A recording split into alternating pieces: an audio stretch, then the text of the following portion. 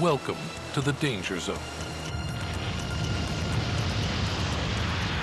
The places where nature strikes again and again.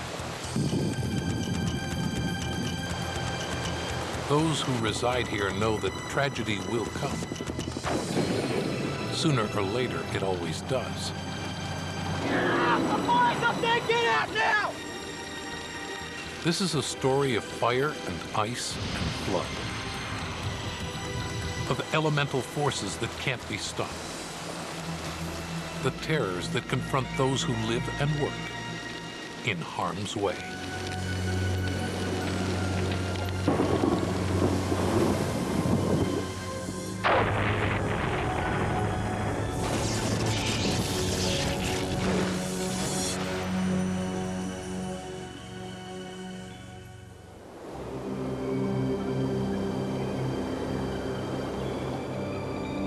The Swiss Alps, a paradise with jagged edges.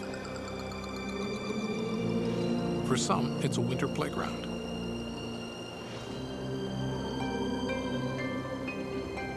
But this alpine terrain has hidden dangers.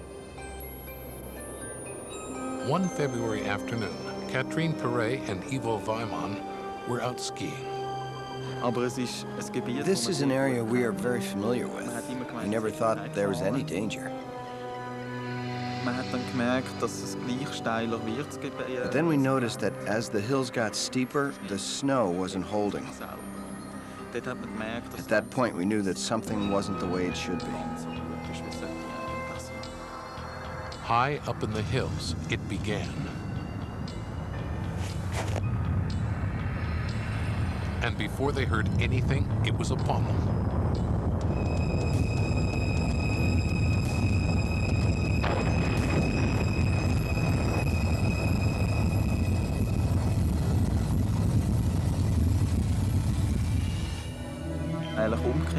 I turned around to see where Catherine was, and there was no trace, nothing.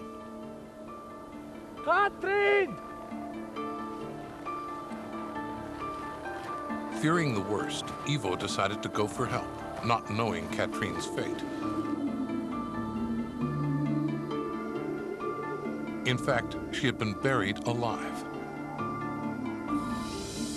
Most victims die if they aren't found within the first half hour. And the hours were slipping by.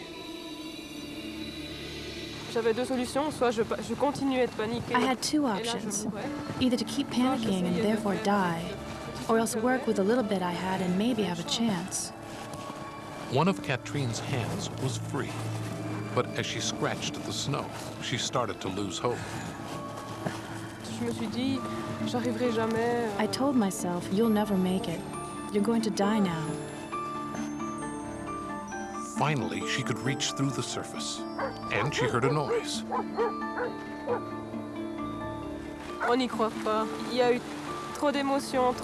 You don't believe it.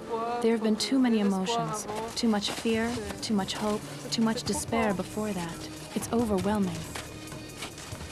As the rescuers dug down, they were amazed to find that she was still alive after 5 hours buried in the snow. Catherine was lucky. She came face to face with one of the deadliest forces in nature and survived. Others have not been so fortunate. They call it the White Death.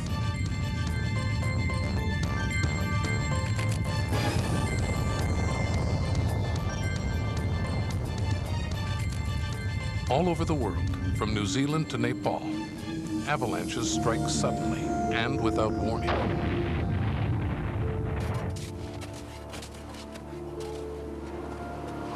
Around the globe, it's estimated that 1 million avalanches fall every year. The snowpack on a mountainside gathers in layers, and the strength of each layer depends on temperature, wind, the angle of the slope. When a strong layer sits on top of a weaker one, any sudden change or disturbance can trigger a slide. A great wave or slab of snow can rumble downhill with tons of force. And the results can be tragic.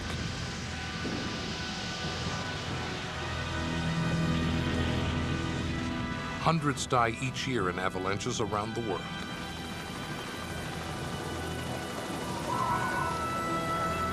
When the snows melted in Nepal in 1996, it was revealed that scores had died in one of the worst winters on record.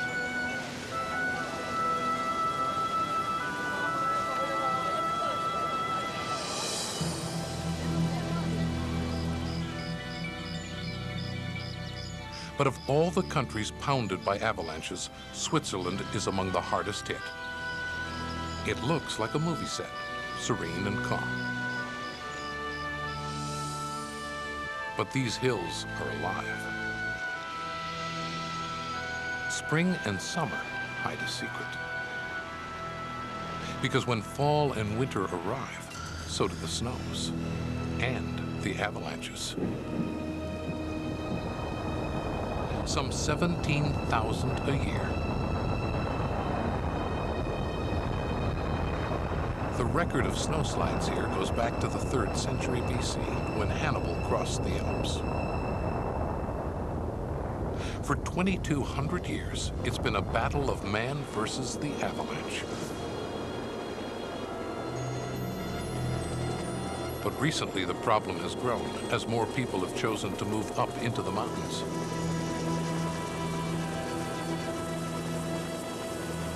In Switzerland, thousands of residents live in towns within the so-called red zones. One such village is Andermatt. In the 1950s, Andermatt, like much of Switzerland, was buried in a terrible series of avalanches. And yet, over the coming decades, more and more people came to live and play there, transforming Andermatt into a major resort destination, despite the potential menace.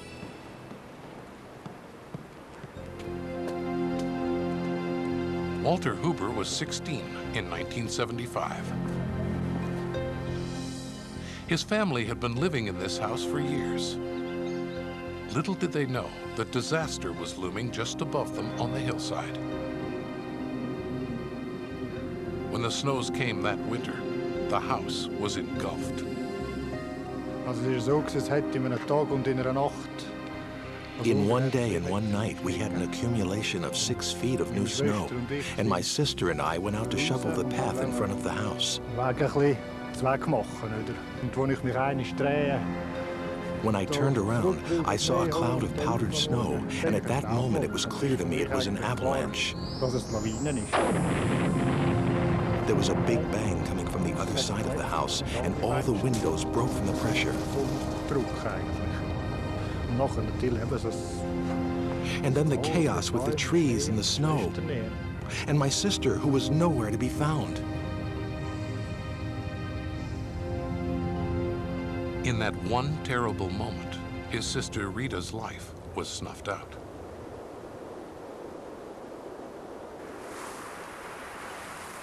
In spite of the Huber family's tragic loss, they never left.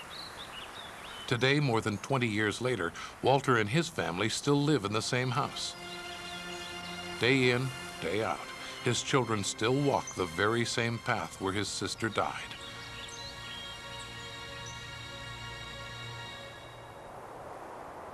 There are many such tragedies around the globe.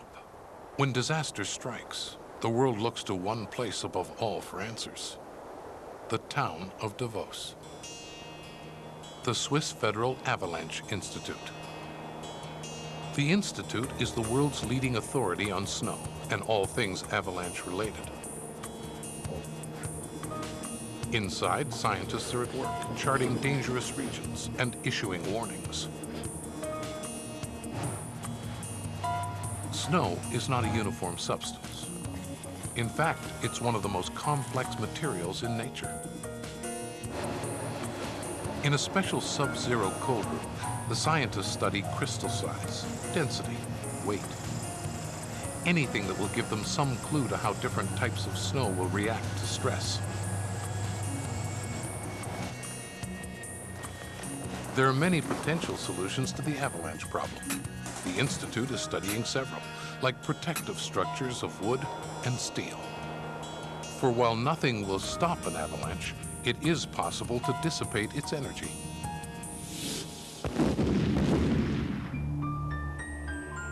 Following the great avalanches of the 1950s, Switzerland began building these barriers to protect its towns. In the past 4 decades, they have erected some 300 miles of barricades, about 1.5 times the width of the entire country.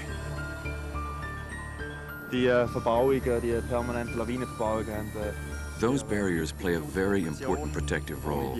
Without them, a safe life would be virtually impossible because in many places there is no natural protection against avalanches.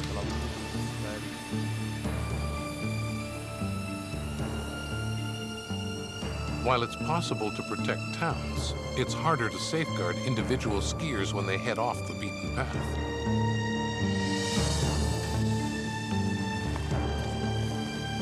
Silent and powerful, avalanches tumble down to pick off many an unsuspecting backcountry sportsman.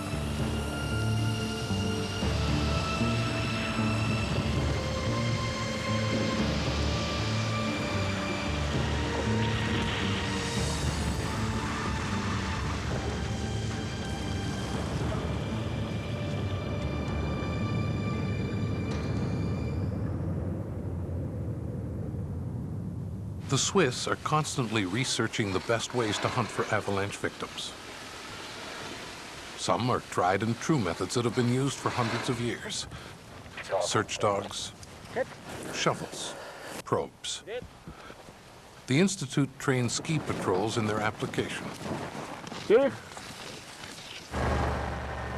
But other methods are more high-tech, more modern.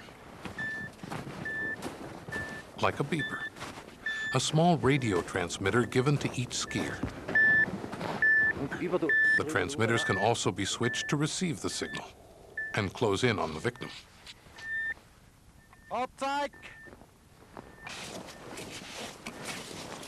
Around the world, from Vail, Colorado to Nagaro, Japan, these beepers are becoming standard issue for backcountry skiers.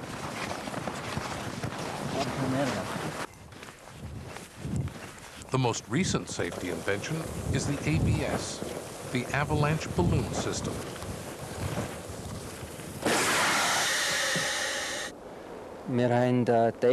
We performed tests with the avalanches. We took dummies which corresponded to the approximate weight of a human being. We put them into an avalanche with and without balloons in order to draw comparisons, and then we triggered the avalanche. The result was that all of the dummies with balloons remained on the surface, or close to the surface. Almost all of the dummies without balloons were buried.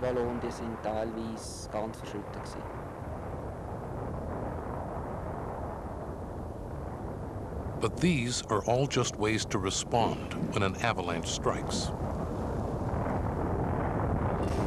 Sometimes you have to take action earlier. Sometimes you have to create avalanches in order to prevent them. And that's the job of the Davos Mountain Patrol. They search out trouble spots where snow buildup and rising temperatures have created hidden fractures or weakened layers. And then they go to work.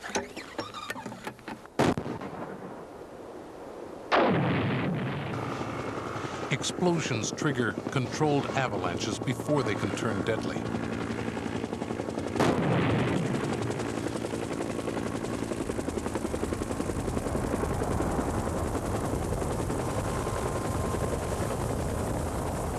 But the research and the preventive measures don't always work. Sometimes people do exactly what the Institute recommends, and still they get caught, swept up in nature's wrath.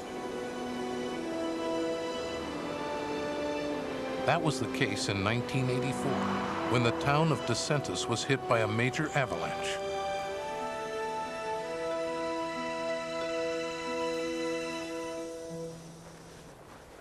Wiener Hurlemann and his family were there on vacation when disaster struck. Mein Haus, oder unser Haus besser gesagt, ist da gewesen. My house was here. Over to the left, there was a gate by those trees. It started over by the bench, and then just a little farther than the hill. That was the location of the house.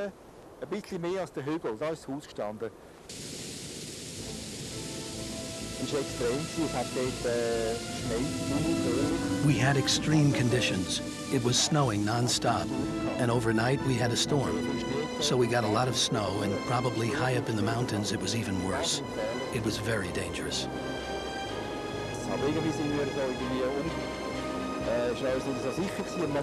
We had a funny feeling. We knew that something was going to happen. And all of a sudden, it was dark, and heavy winds came up, just like a storm. We saw it before we heard it. It was like an air bombing attack, like a hurricane. Everything shook. Things flew around. It was a tremendous sound. And then my wife and my mother said, "Now it's coming." So we ducked to the ground. We all stayed in the third of the house, still standing. The rest was gone, totally destroyed. For all the devastation, Hurleman and his family were lucky. They got out alive. But some of their neighbors were not so fortunate. They were crushed in the avalanche.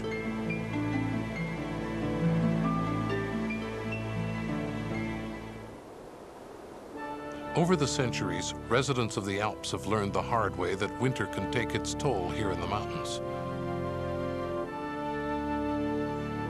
But when winter turns to summer, you'd think the trouble would be over. Not in Switzerland. For here in the shadow of the glaciers, the Swiss, amazingly, face warm weather avalanches. Great ice and rock slides, triggered as the glaciers melt and become destabilized. And in Grindelwald, where winter and summer collide, that can spell trouble.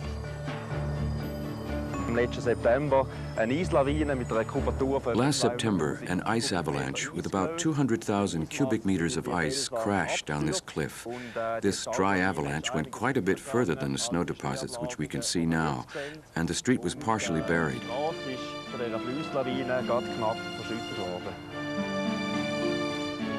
As the glacier rumbled to life, great chunks of ice came hurtling down the slopes, carrying rocks and boulders in their path. It would be one of the most destructive summer avalanches in years. The warm months may hold their terrors, but they're also a crucial time in the battle to control avalanches. For in the struggle against nature, nature itself provides the perfect tool: trees.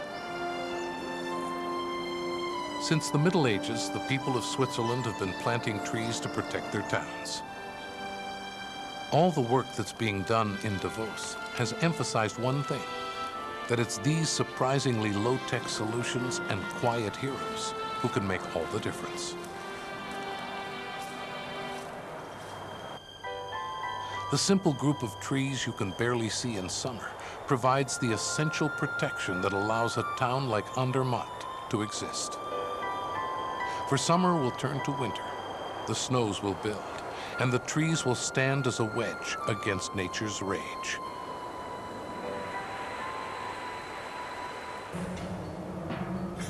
Against the threat that always returns. For those who live in the danger zone.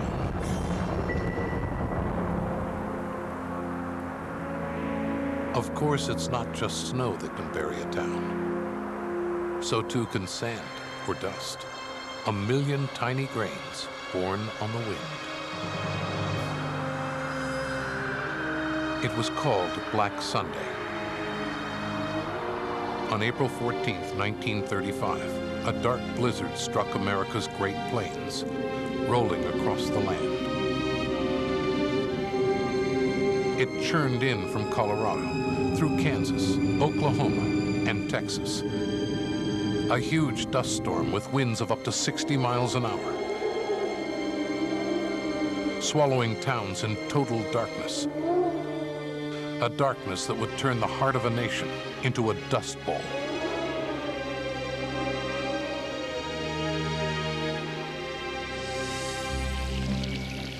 Rain is the lifeblood of the planet, but when the rains stop, trouble begins.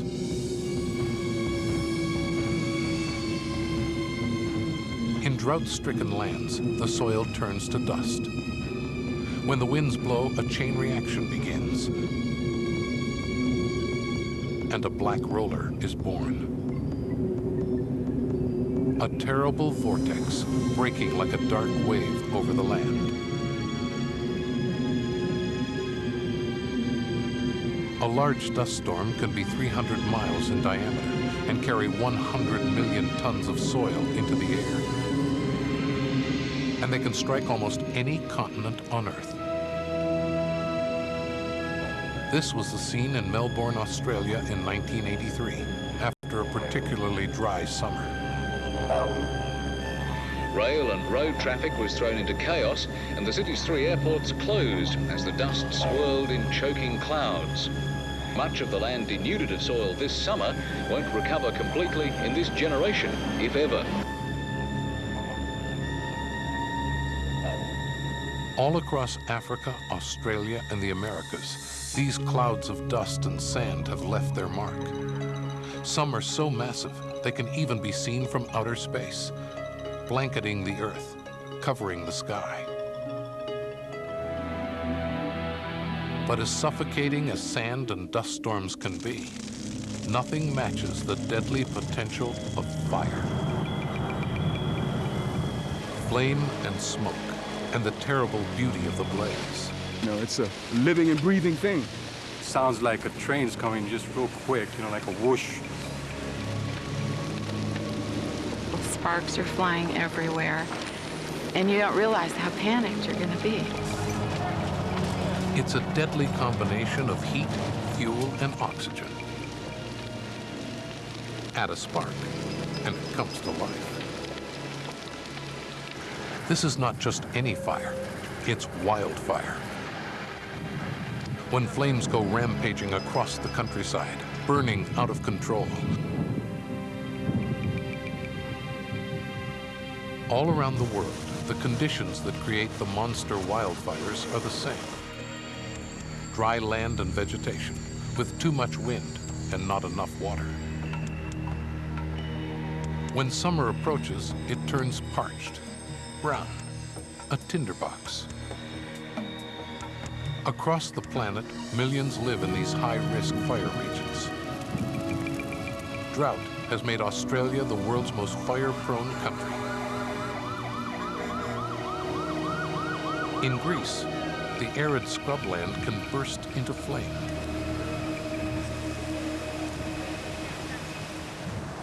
But one area that has had more than its share of wildfire is Southern California. This region was built up from a desert, and it was built to burn. As people construct homes in such precarious locations, they've transformed this into the busiest fire district in the United States. Nearly 2,000 fires strike each year. Some are backyard flare-ups. Some the work of carelessly tossed cigarettes. And some are just plain arson. Lightning also causes fires, 20 a day in the US alone. In the fight against wildfires, surprisingly little has changed over the last few decades. It remains hand-to-hand combat with a deadly killer. Those who dare to walk among the flames still use much of the same basic equipment: hoses, axes, and pumper trucks churning out gallons of water to fight the blaze.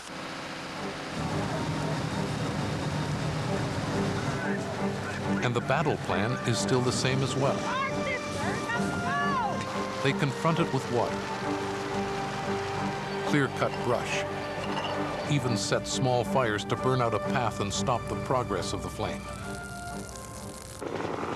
Recently, Southern California unveiled the newest tactical weapon in the battle against wildfires. A rapid deployment force called Helitack, designed to be first on the fire lines. Start with a modified military chopper, capable of speeding to the scene at 140 miles per hour. Add a Bambi bucket, able to carry 300 gallons of water to the heart of the fire. Throw in the Helitack crew, and you're ready for action.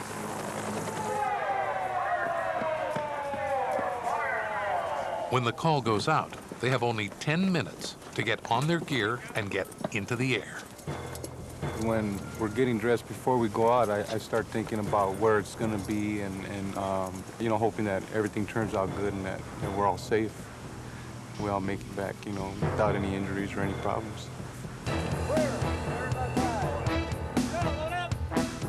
They are an elite squad, braving death day after day as they respond to over 100 fires a year.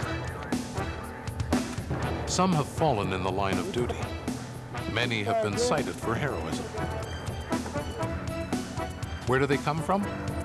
Astonishingly, they're all convicts. Non-violent offenders from the state prison system. I trust them with my life. I'm out there and we screw up and I got to get them out and they got to get me out. Runway 26 cleared low approach. This morning, they've been called to handle a blaze in the Chino Hills region. There are 8 inmates, 2 captains and a pilot, an experienced team, and yet the fear is always there. For as any firefighter knows, you can never be sure when you get to the scene what you're going to find. Approaching the blaze from the upwind side, the team puts down a few hundred feet away.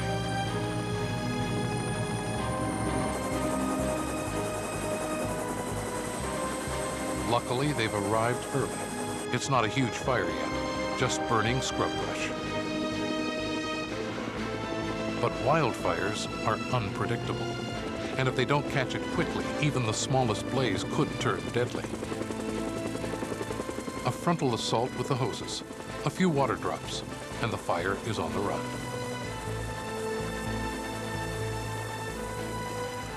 Now the crew can start hacking out the trenches. We're like the Army, you know, I mean, that's just the bottom line. And the fire is the enemy, so we come to attack it, and that's what we've been doing. Within less than an hour, the blaze is extinguished, stamped out before it ever had a chance to spread. And the team can head back.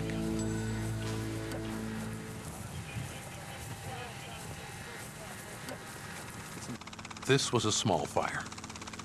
Around the world, as people have encroached farther and farther into dry wilderness areas, the consequences have been worse, much worse.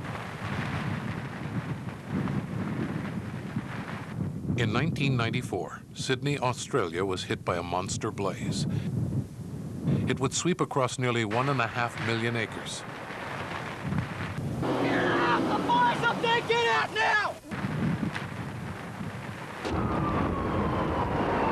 In October of 1991, Northern California was devastated when a dry east wind blew embers across Oakland and the hills of Berkeley. The flames spread quickly from wilderness to suburbia, and sheer panic set in. All right. Evacuation. Is it on the right channel? Yeah.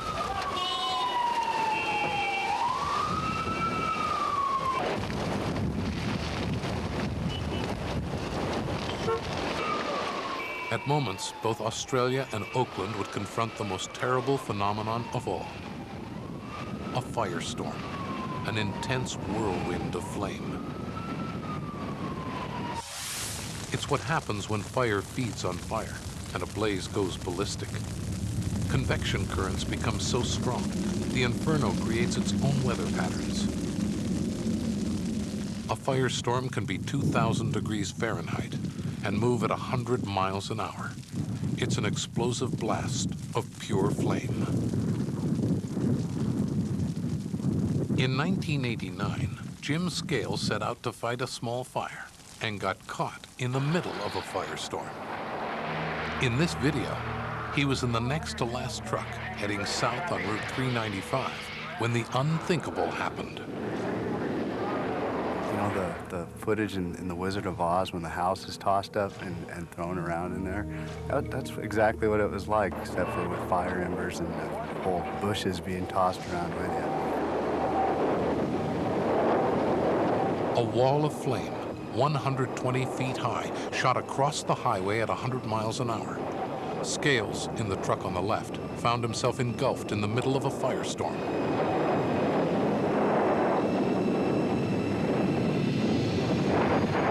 It was there in seconds. Came across the highway on us.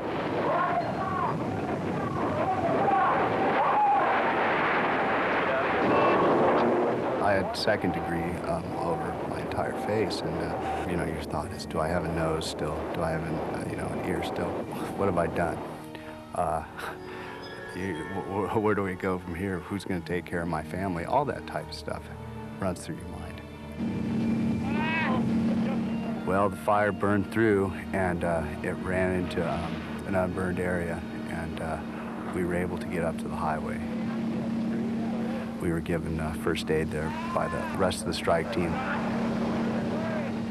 We have a saying around our station. We call it shaking hands with the devil.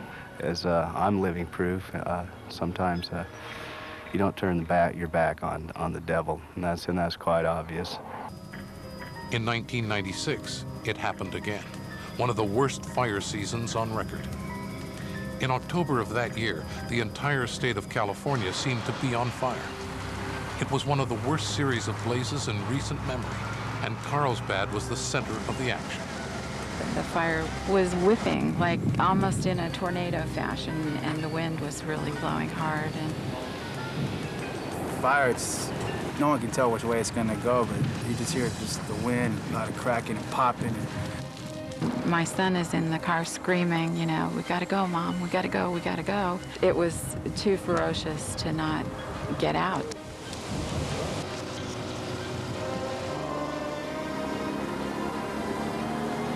Firemen responded to the call, driving into the inferno.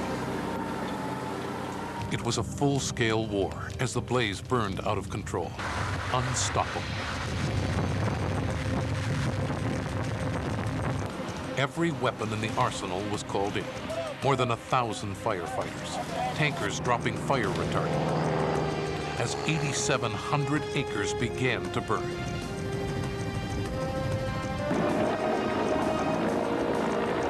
And once again, the heli-tac team was called into action. On the ground and in the air, they battled the blaze all day and into the night. Your adrenaline starts pumping, you know, and you just, you gotta do something, just do it and just get out of here. Devours property, land, homes, whatever it's in its way, you know, that's fuel. And we have to stop it, you know, it's a monster.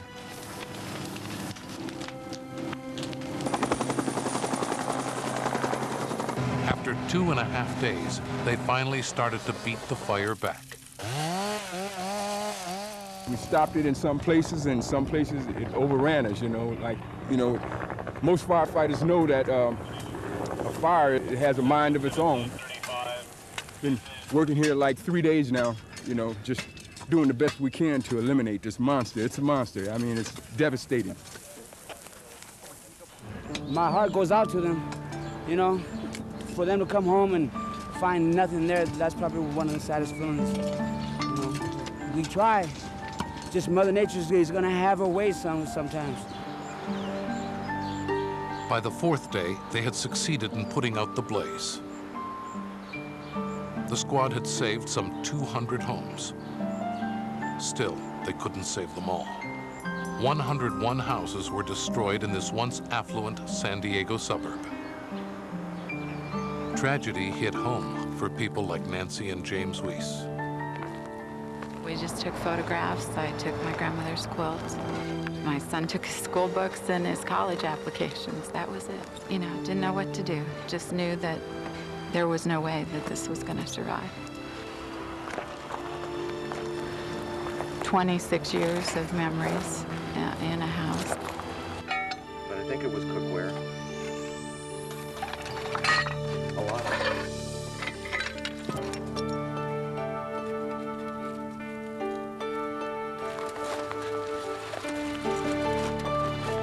It's pieces of your life that, you no longer have.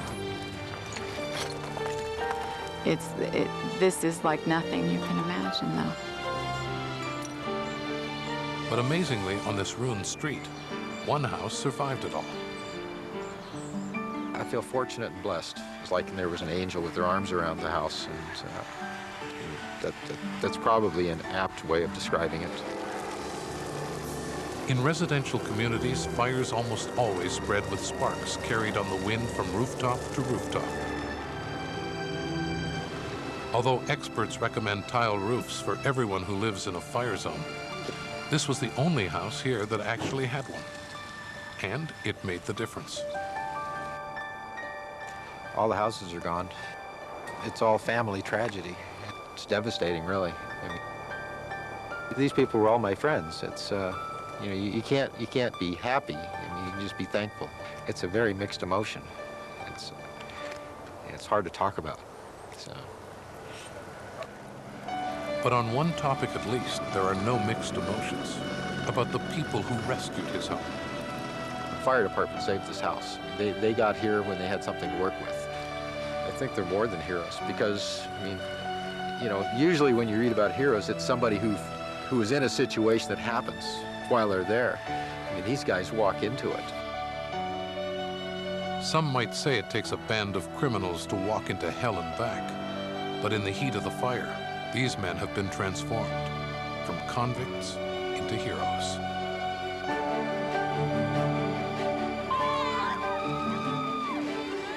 We even heard cheers when we unloaded on the helicopter. I remember reading a little note from some little girl that said, "Thank you, Mr. Fireman. If you wasn't here, something bad would happen." And I mean, it just touched my heart, because we all have kids, and just to know that a little girl has that kind of love in it, it gives you extra plus. It's just knowing that we're helping someone. The Helitack team must continue its valiant efforts, for the fires will keep coming. Homeowners won't stop building in perilous locations. And as long as they do, they'll face disaster, and not just from fire.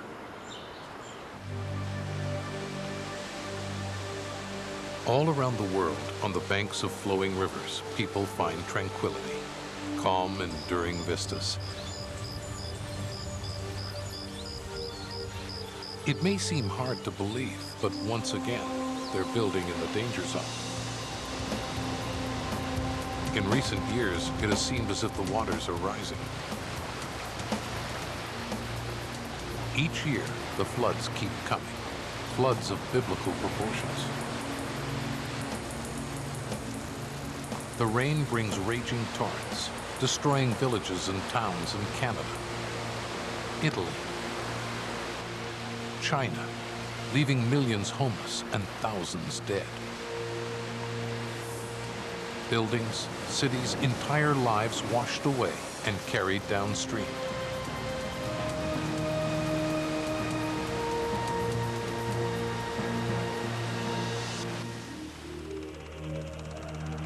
In the first few days of 1997, disaster struck the city of Sacramento, California. On New Year's Day, the rains started and they didn't stop.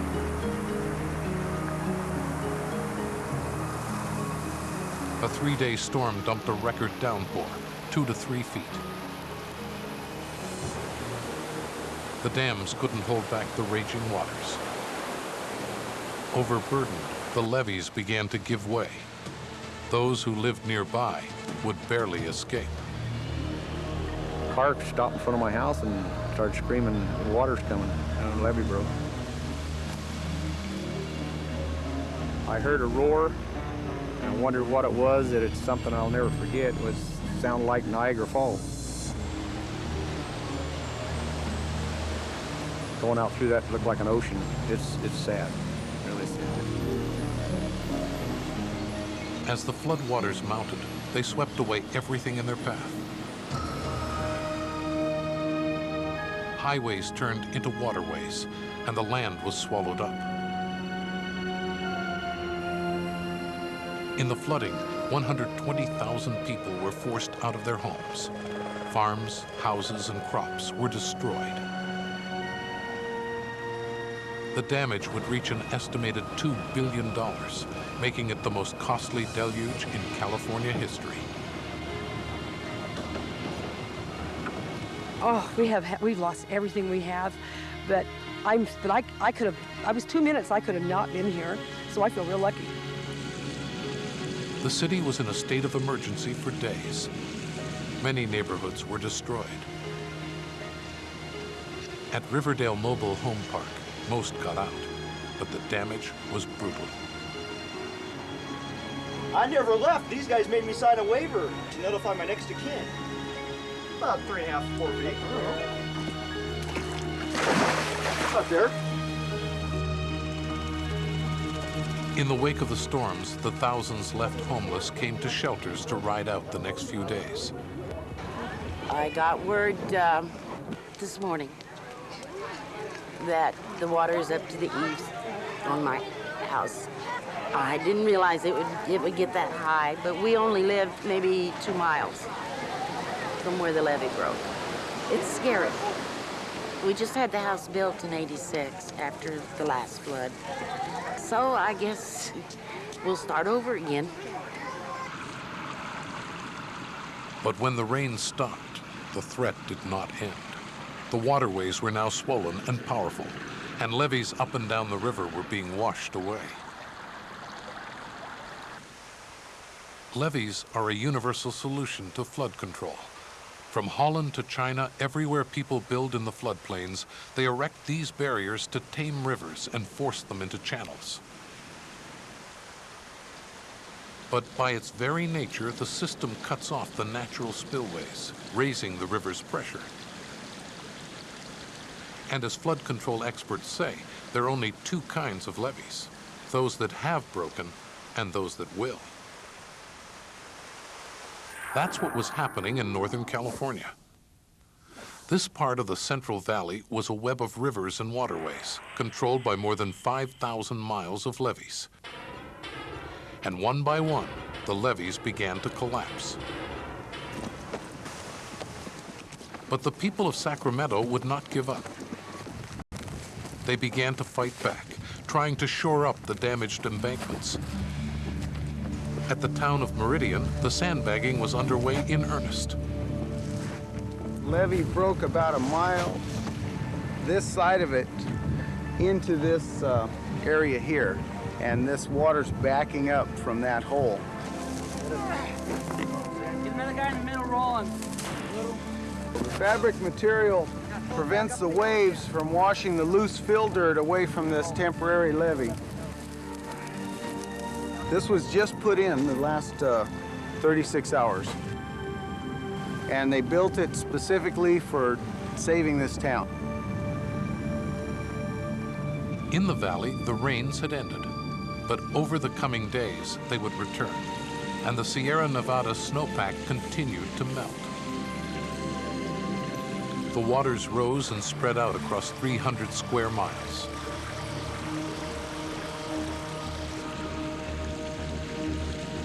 People were still evacuating, saving what they could, and the less fortunate ones took to the rooftops and waited for rescue. For them, the disaster seemed to be unfolding in slow motion. That's often the way with floods, as the water rises slowly and steadily. Of course, some floods happen fast.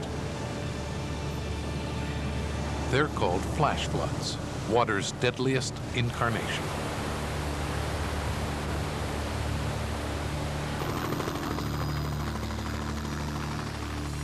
They can strike anywhere there are brief, intense rains and narrow waterways.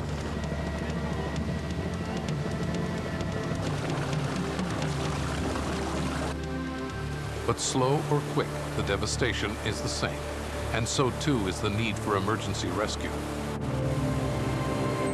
Back in Sacramento, J.J. Moore of the Army National Guard wasn't supposed to be a hero.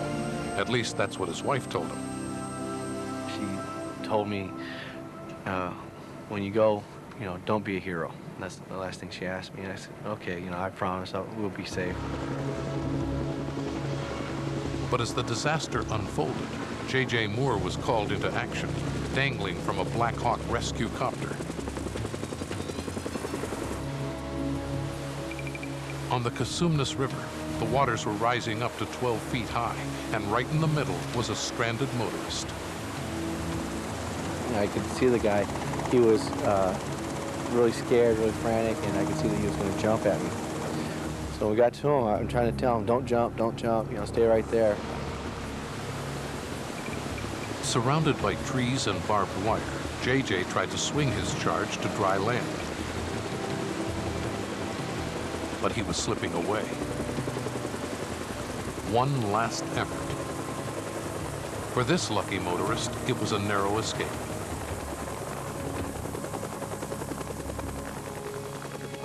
In Sacramento, the first days of 1997 were producing the biggest flood Northern Californians had seen in this century. Yet over the years, flood disasters elsewhere have been far worse. For Americans, the touchstone had always been the Johnstown, Pennsylvania flood. In May of 1889, heavy rains led to the collapse of a 70-foot earthen dam. And a liquid avalanche crushed the city. The entire downtown was washed away in less than 10 minutes. Through the 1920s and 30s, the rains came once more, and Johnstown was inundated again and again. These floods killed thousands, yet even they were small indeed compared to the ones that struck China. All through the early 1900s, great torrents swept across the Yangtze Valley. One of the most catastrophic floods of our century occurred in 1931, when the Yangtze and Huanghe jumped their banks and killed 225,000 people.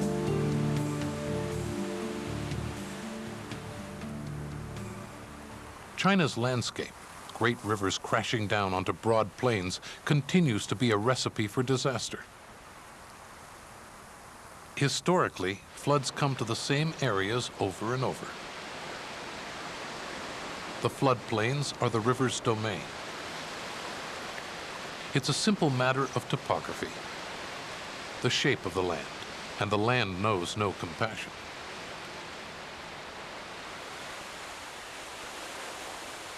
But there is, ironically, something about these tragedies that always seems to bring out the best in people. As the floods rolled on in Sacramento, the local residents were pitching in to help their neighbors. Three Rivers takes At places like the local Red Cross shelters, well over 1,000 volunteers showed up to feed and care for the refugees. While the human death toll was surprisingly low, there were other victims. Many animals in the Sacramento area were lost to the power of the floodwaters. Stranded on their own, they had nowhere to turn. Seeing all the animals dying, it's mass death out there. They can only swim so long and keep their head above water. The animals were falling by the thousands, but local residents answered the call. Chuck Stewart, a farmer, encountered his own share of tragedy. He lost 13 horses, his dog, his home. And yet, on the day after the floods, Chuck was still out there saving other people's beloved pets and livestock. The first day is the time you got to be there. They can tread water for a while. The second day, you're only going to get a partial. The third day, you might as well not go out there. There's nothing going to be alive. Working through the long hours, Chuck and his neighbors were able to save hundreds of animals. back in there. There's some stuff up floating out there. And as they were saved, they were brought here to the Placer County Fairgrounds in Roseville. An emergency station set up to house them. Spearheading the endeavor was Terry Crisp, who had been honored by Reader's Digest for her past efforts at animal rescue. We've already been getting lots of reports of whole herds of cattle that were washed away. And we won't know the exact numbers until the water really starts to recede more than it is right now. Let's take these two because there's dogs down here. Okay, so this one will go in with...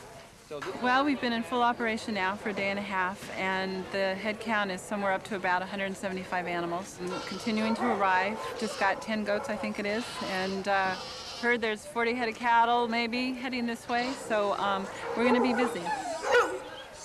At Roseville and across the state, owners desperately searched for their pets. These were together. But perhaps the most incredible story was that of a dog named Rodeo. And the whole tale played out touchingly on the evening news. The 4-year-old border collie was trapped when a great wall of water washed him onto the roof. His owner, Jan Thompson, recalls. I was just sick because I could see how far up it was. Because we have a 3-story house and it was up to the 3rd story. Yet, in the middle of the torrent, Rodeo was alive. And I just couldn't believe it. It was a miracle. It was kind of like a good thing happening in such a horrible thing. It was confused emotions at that time. Rodeo had survived, but he was still in grave danger. And so Jan Thompson called the local television station to plead her case. Got to help him. He's worked so hard to live. He has to get down from there. And Channel 3 sent out a crew in their traffic chopper. They risked their lives to get my dog. But they got him by the collar, and he lunged into the helicopter, and they slammed the door and took off as fast as they could. And the whole newsroom had a big burst of cheers that Rodeo was okay. The town of Sacramento celebrated as they were reunited on camera.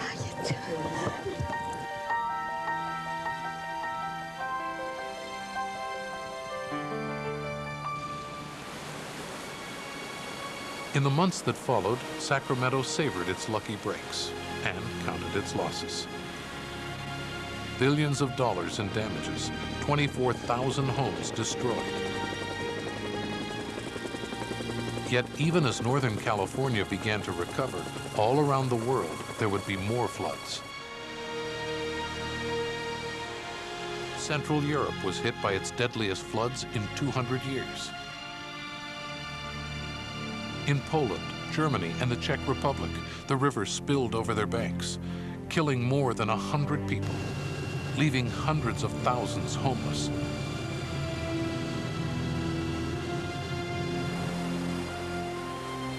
Some say that there will always be devastation as long as we keep building on floodplains. By relying on levees instead of simply giving rivers more room to breathe, we may be creating our own disasters. For the men and women who live side by side with the great rivers, there is always the danger that life-giving waters will turn deadly. For the truth is, nature cannot be tamed. This is the reality people will continue to face as long as they live in harm's way.